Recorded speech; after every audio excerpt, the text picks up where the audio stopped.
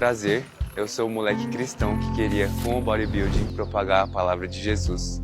E hoje eu renuncio à minha carreira no fisiculturismo. Queria deixar claro que eu não tenho opiniões teológicas formadas para dizer se é ou não saudável, à luz da palavra, competir nesse esporte. A princípio, eu entrei neste meio por um senso de vocação e confirmações, para que a mensagem do Senhor alcançasse meios que, evidentemente, em sua grande parcela, é ególatra. Sabendo que estaria apenas de passagem como atleta, aguardei pelas instruções do Senhor, me preparando para a minha segunda competição. Foi quando eu recebi a ligação de um amigo, em um momento de muitas dúvidas, que disse: "Ô Nicolas, você já alcançou o público maromba, por que competir de novo?" E então me veio uma paz enorme em poder dizer: eu não preciso mais competir. E digo mais, se um dia eu tiver a ousadia de expor o meu físico, eu venho expor algo que vai além do meu físico. A renúncia mais difícil que tive, a minha imagem de santinho. Mesmo após a minha conversão há um tempo, tive algumas recaídas em fotografia. Por entender o desespero da minha alma em querer se livrar desse mal, optei por confessar este pecado oculto para pessoas que havia admiração mútua na fé e para a pessoa que mais me constrangeria contar, a minha própria mãe. Desde então, eu não tive recaídas e nem margens para tal, sabendo que para todos que confessei, eu haveria de contar novamente, um por um, caso eu tivesse uma recaída. Aproveito o gancho das renúncias para convidar você a deixar esse seu lado de supercrente e buscar auxílio de pessoas de referência na fé para te aproximarem de Cristo e que você venha ter cada vez mais intimidade com Ele. Eu não vejo Jesus em você. Essa foi a faca atravessada em meu peito dada por uma pessoa verdadeiramente temente a Deus. Quem é cristão sabe que essa ofensa mais dura que se pode receber. Viver o Evangelho não se baseia apenas no convencimento e no ensino, mas no parecer com Cristo. Só se parece com o autor da vida quando replicamos no agir e no falar os ensinamentos dele. Na beira de um coração corrompido, cheio de arrogância e orgulho, por meio de uma ferida, houve luz. Ferida esta causada por uma exortação precisa que deu abertura para a entrada desse peixe de luz. Deu início a uma nova perspectiva de propósito e um senso de alerta para não se desvincular das práticas ordenadas pelas Sagradas Escrituras. No dia, a exortação machuca, no outro, ela salva. Exortem os irmãos que precisam ser exortados no amor, mas não deixe de exortar. Seja sincero e se pergunte: consigo ver Jesus em mim? Quem Jesus é para mim? Eu prefiro deixar as Escrituras ensinarem quem Ele é para nós. Jesus é a imagem do Deus invisível. Por meio dele foram criadas todas as coisas dos céus e na terra. Ele resplandece a glória de Deus e é a exata expressão do seu ser. Jesus é o próprio Deus encarnado. É o Cordeiro de Deus que tira o pecado do mundo. É o caminho, a verdade e a vida. É o Salvador do mundo. É o mediador entre Deus e os homens. É chamado de maravilhoso conselheiro, Deus poderoso, Pai eterno, Príncipe da paz. Ele é o Alfa e o Ômega, o primeiro e o último, o princípio e o fim. O grande eu sou, o sumo sacerdote, o pão da vida, a porta da salvação, o bom pastor, a videira verdadeira, a ressurreição e a vida. Tenho 26 anos e eu escolhi esperar. Desde muito novo, tive referências de pessoas mais velhas que falavam sobre se guardar, se manter virgem e entregar a única pessoa merecedora daquilo que há de mais íntimo, o próprio corpo. Algo tão lindo que está cada vez mais banalizado. Essa ideia me encantou mesmo sem saber os princípios da palavra na época. A minha esperança é que esse vídeo alcance os jovens, sejam adolescentes ou adultos, que da mesma forma como a semente desse preceito foi plantada em mim, seja plantada em você. Caso já tenha caído, se levante e fuja de toda imoralidade. Olha o que Paulo diz nas cartas aos Coríntios: fujam da imoralidade sexual. Todos os outros pecados que alguém comete são cometidos fora do corpo, mas quem comete imoralidade sexual peca contra o próprio corpo. Acaso não sabem que o corpo de vocês é templo do Espírito Santo que está em vocês, o qual receberam de Deus? Vocês não são de vocês mesmos. Deus não merece ter uma casa bagunçada. Se Ele habita em nós, que ela esteja arrumada. Ô Thanos, aquele crente tá me desgraçando. Como é que eu faço pra destruir com a fé e a saúde daquele cara? Novato, fácil, faz ele trocar a fé por um senso de mérito e saúde, por obsessão. Ah, tipo aqueles que cuidam do templo do ES, se esquecendo do ES. O crente gosta de só elegante, vamos fazer ele usar esse termo, direcionando o máximo de conteúdo cristão para ele que massageia o ego e bombardeando de conteúdos fitness, deturpando o padrão estético do miserável e fazendo obcecado por físicos insustentáveis.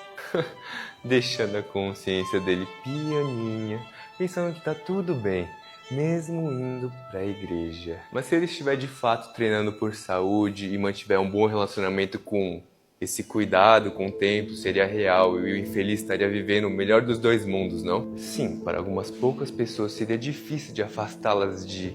Mas para o restante verá que é só fomentar um tiquinho o ego delas e jogar uma pitada de músicas deprê e explícitas durante os treinos que automaticamente transformariam essas duas bênçãos em deuses. Ou como eles gostam de chamar, de ídolos. Ah, desgrama, você é astuto, ó. Vamos colocar esse plano em ação já? Isso, é só fazer ele confundir autoestima com sensualidade, que não tem erro.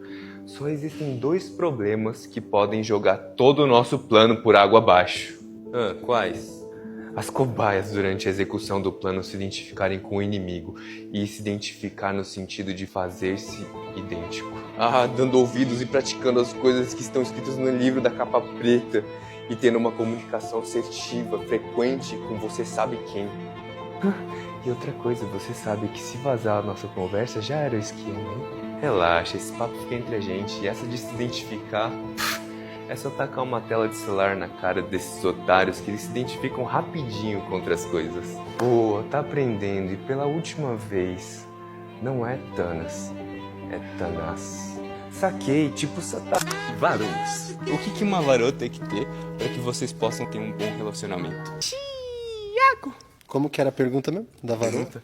Rapaz, essa pergunta é muito difícil. Queria que fosse uma pessoa que pensa no futuro, pensa no que é da vida. Principalmente a parceria. Ela trabalha, o que eu posso fazer para te ajudar no seu trabalho? Eu trabalho, o que ela pode fazer para me ajudar no trabalho? Vamos viajar, vamos fazer não sei o quê? Ela não precisa de aprovação do mundo. Questão de família. Pelo tudo que vocês falaram aqui, tem que ter o respeito à família. Agora ficam os meus comentários. Além de ser temente a Deus, que é o critério primário, a gente precisa sentir uma atração física pela pessoa que ela pode vai se relacionar, porque não adianta nada a pessoa ter todos os critérios que você deseja que alguém tenha, se você não tem nenhum sentimento, e que também eu veja o potencial de que os meus filhos se tornem similares à minha esposa. Não adianta só eu falar aqui sobre o que eu desejaria que uma varô tivesse. Muito provavelmente, se eu estou solteiro...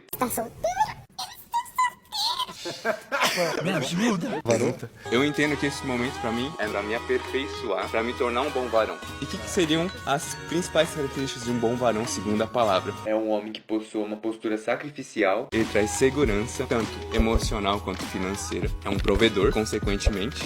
Protetor, tem que ter força física. Já pode dar um ok na checklist. Varota. Ele precisa ter um conhecimento aprimorado das escrituras, precisa ser capacitado para poder mostrar aos filhos, né, à sua futura família, aquilo que o Senhor colocou no coração dele, que é através da palavra.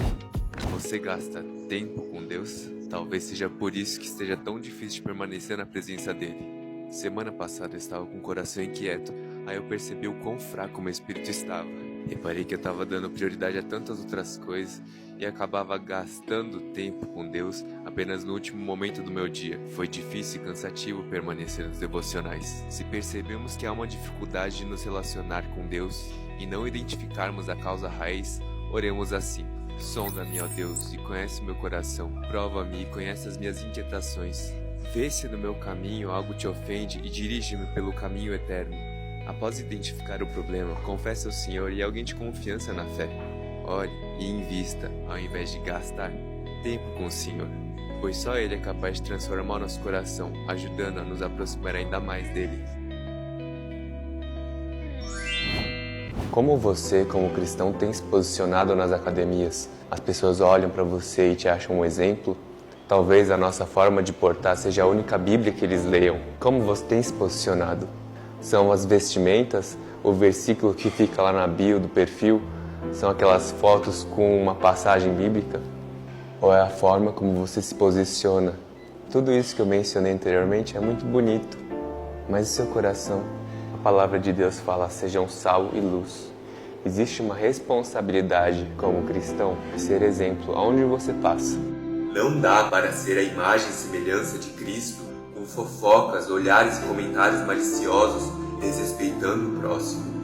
E se a gente faz posts de versículos, se a gente usa uma vestimenta, sejamos exemplo, sejamos dóceis, que venhamos honrar em nossa conduta e fazer discípulos de todos os povos e nações. Vamos espalhar o Evangelho. Nossa! Eu não tô acreditando nisso. Ai! Passar um salão pra repousar um pouco. Quando eu desinchar e a dor for embora, eu vou passar no doutor. Deixa só criar um tecido cicatricial onde rompeu. Depois o doutor se vira pra consertar. Sarcástico, né? Você aí tentando ficar santo pra depois ir atrás do único capaz de te santificar das suas carnalidades. Espera melhorar não. Vai a ele do jeito que você está.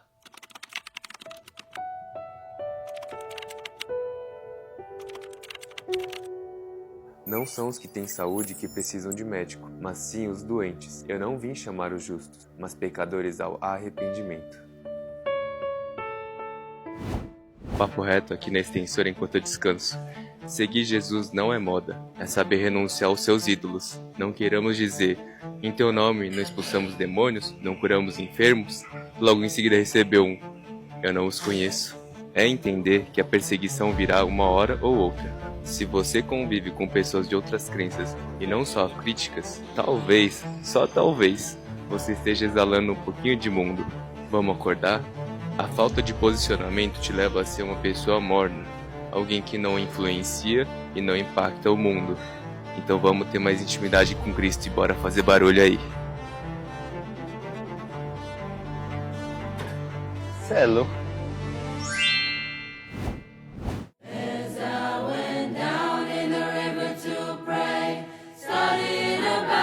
Senhor, obrigado pelo fôlego de vida. Peço que nos encha de Ti, que venhamos ser luz e exemplo neste meio. Usa-nos para a honra e glória do Teu nome. Livra-nos de todo o mal. Guarda nossos olhos, nossa mente, nosso coração e o nosso corpo. Em nome de Jesus. Amém. Você entregaria a vida por alguém que ama? Seria fácil dizer que entrega a vida por alguém que não se enxerga assim. E viver? Viveria por essa ou essas pessoas? Se exercitaria, alimentaria bem, cuidaria da sua saúde emocional e mental por alguém que ama? Poupar das dores emocionais que os outros enfrentariam caso adoecesse por descuidos seus? Seria um ato de amor e sacrifício honroso para os que você tem afeto e admiração. Conhece Paulo, um dos apóstolos? Ele viveu para os que amava, preferia partir dessa para uma melhor, para descansar logo com o Criador. Mas entendeu que precisava viver por causa dos irmãos, para que tivessem progresso e alegria na fé, porque vivia para Cristo, sendo essa a vontade dele. No caso de Paulo, o foco não foi a saúde, mas fica uma recomendação dupla. Cuide da sua saúde pelo amor que os outros têm por você e use essa vitalidade para auxiliar a caminhada na fé dos seus próximos. O único encorajamento que eu vou trazer pra você é: vai no teu quarto, fecha a porta, dobra os seus joelhos, tenha intimidade com Cristo, vê o que ele fala pra você. Tem uma galera que entra no meu perfil achando que eu vou incentivar as pessoas a entrarem no fisiculturismo. Só dá um link que eu falei no podcast do Horsepower Pro. Qual que é a sua intenção de querer competir? Falam, eu quero fazer a mesma coisa que você faz, eu quero pregar o evangelho através do fisiculturismo. Você já orou a respeito? Já conversou com pessoas de confiança que são de oração pra ver o que acham? Você tem meditado, tem recebido confirmações? Eu vou pontuando coisa por coisa, né? Eu falo assim, olha, você pretende seguir carreira, você pretende fazer isso, aquilo, não sei o quê, e o seu coração vai estar 100% centrado. Se não estivesse centrado, não atrele isso a um propósito. Você estaria subindo pro fisiculturismo. Você não está com a intenção de pregar o evangelho. Então, eu sou o cara mais hipócrita das redes sociais que você pode encontrar, que é um cara que está subindo e desencoraja as pessoas a competir, se for com esse intuito, né? E se as pessoas se preocupam se isso pode gerar uma idolatria, um ego, fechando aqui, não entrem no meu perfil pensando que, eu encontrei uma resposta de Deus de que posso competir, que não faz mal espiritualmente. Se seu coração estiver corrompido, se o seu coração não estiver alinhado com os propósitos de Deus, tudo pode virar algo negativo. Não estou falando o fisiculturismo, todos os esportes, tudo que você faz de trabalho, tudo que envolva a sua vida, você vai cair em você mesmo, vai cair no seu ego. Então, veja aquilo que o Senhor se agrada, vê aquilo, começa a andar mais com o Senhor, investe tempo com Ele, Ele vai te falar. Em Salmos 32:8 fala, Ele é o Senhor que guia, Ele guarda o caminho, né? Ele conduz a gente. Então, no momento que você está alinhado, Ele vai te mostrar o caminho e assim você segue. Se não, repensa bem, né? Não coloca Deus uma desculpa de ingressar no esporte, porque se for Deus mesmo, você tem que estar pronto pra renunciar a tudo. Ah, não vou competir, faltando um dia pra competir, se Deus falar não compete, acabou.